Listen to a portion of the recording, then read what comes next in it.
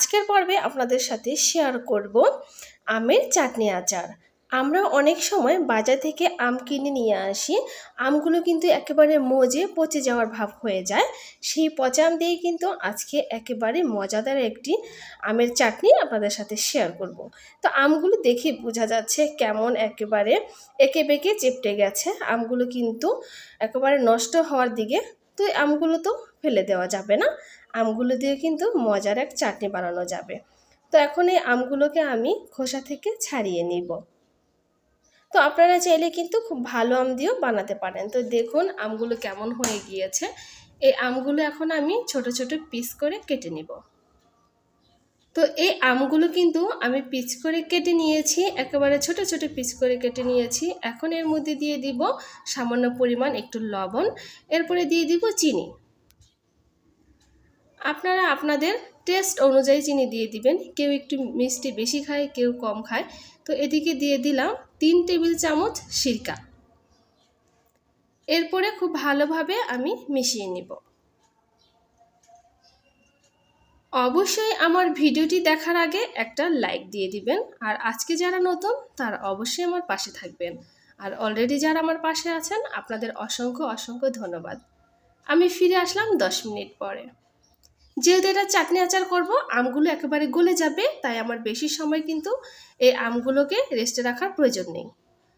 তো চিনিটা কিন্তু প্রায় অর্ধেকটা গলে গিয়েছে, কিছুটা দানাতে দানাতে দানাতে ভাব আছে। তো এখন আমি এই আমগুলোকে নিয়ে চলে যাব চুলায়। তো রান্নাঘরে এসে একটা কড়াই বসিয়ে দিয়েছি।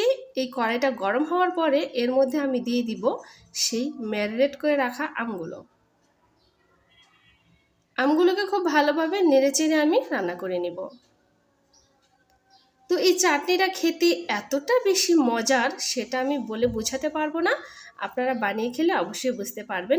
এখন যেহেতু আম সিজন, আপনারা কিন্তু যখন তখন এই মজাদার চাটনিটি বানাতে পারবেন, ভালো আম দিয়ে হোক বা পচা আম দিয়ে। খুব মজার হয় এই চাটনি।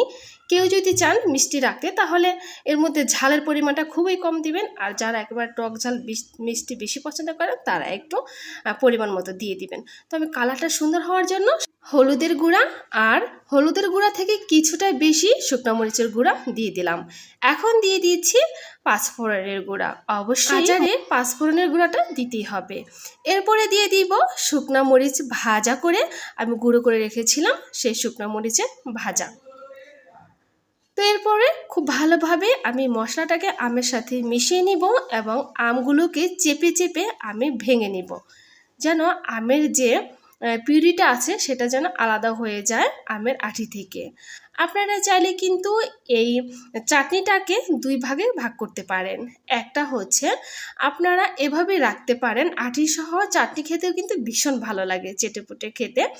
আর হচ্ছে আরেকটা, আপনারা চাইলে কিন্তু একটা চালনির সাহায্যে বা যে কোনো ছাঁকনির সাহায্যে আমগুলোকে চেলে আমের পিউরি আর হচ্ছে আঁটিগুলো আলাদা করে নিতে পারেন।